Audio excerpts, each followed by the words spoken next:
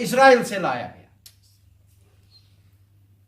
Israel ने वो gun Hindustan को दे दिया कि मजहमती तहरीक को किस तरह से आप पसपा कर सकते हैं, अंडर कंट्रोल कर सकते हैं और इसको शिकस्त दे सकते हैं।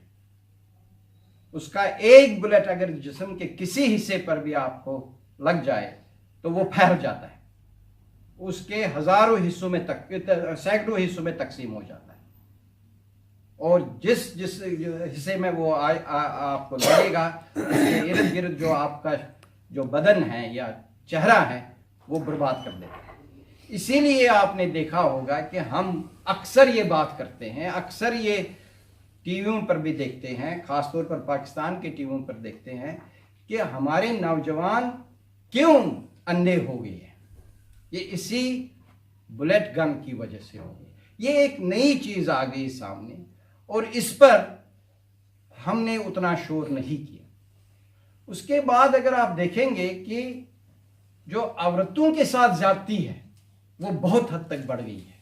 नौजवानों के साथ तो ज्यादतियां होती रहती है। देखा कि हमारा यूथ जो है, और बिल्कुल किसी ने सही कहा कि जो नौजवानों का अमल है, अमल दखल है, इसमें शुरू भी उन्होंने किया है।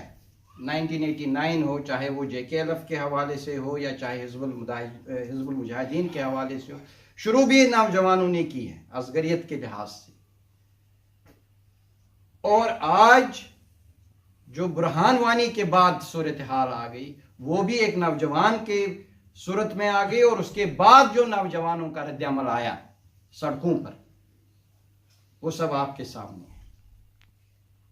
इसलिए यूथ का सामने लाना बहुत ज़रूरी है। ये तो एक अशद ज़रूरत है कि हमारा रोल अपनी जगह है, मगर जो नौजवानों का रोल है इसमें वो इंतहाई ज़रूरी रोल है इस तहरीक में। चाहे वो अंदर हैं, चाहे वो आज़ाद कश्मीर में हैं, चाहे हम वो इधर हैं या यूरोप में हैं। बुरहान वानी की शहादत के बाद पथराव का जंग शुरू हो गया। हमारी वायलेंस अगेंस्ट वीमेन है वो बहुत हद तक बढ़ गई है।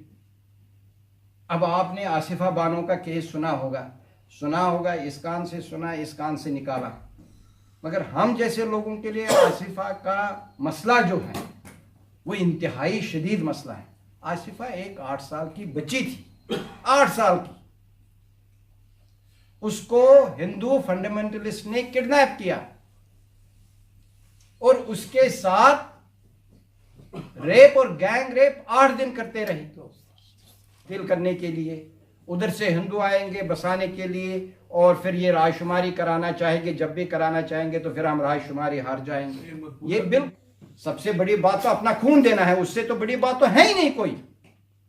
वो अपना खून दे रहे हैं, रोज दे रहे हैं।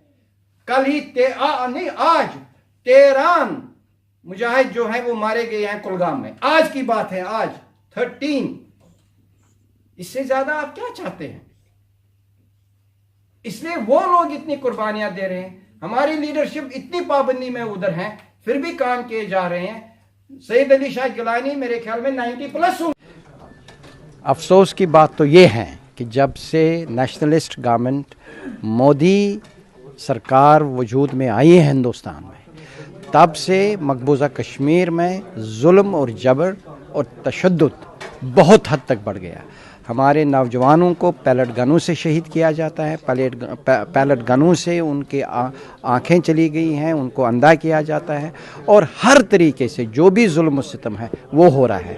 हमारी मकबूजा कश्मीर की लीडरशिप को जो अंदर बैठी है उनको नेशनल इन्वेस्टिगेशन एजेंसी जो है वो उनको बराबर इस लगा रहे हैं कि उनके ख़िलाफ़ केसों पर केस लगा रहे हैं, मगर कोई भी चीज़ चलने वाला नहीं है। ये तहरीक जो है ये हमारी तहरीक है, मकबूजा कश्मीर के लोगों की तहरीक है, इंटरनेशनल सतह पर ये तहरीक है और इंशाल्लाह इसमें नौजवान हम भरपूर तरीके से शामिल करेंगे और उस तहरीक को मंतकी अंजाम तक पहुँचाएँ। मकबूजा कश्मीर में इंट्रोड्यूस किया गया वो इज़राइल के इंटेलिजेंस के नतीजे में आ गया है और वो पैलेट गन जो हैं, शॉट गन जो है वो मकबूजा कश्मीर के नौजवानों पर इस्तेमाल किया जाता है।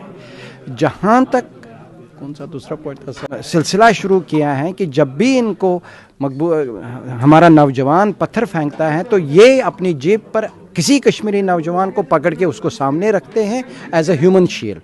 ये जातियाँ कश्मीर के साथ होती जा रही हैं।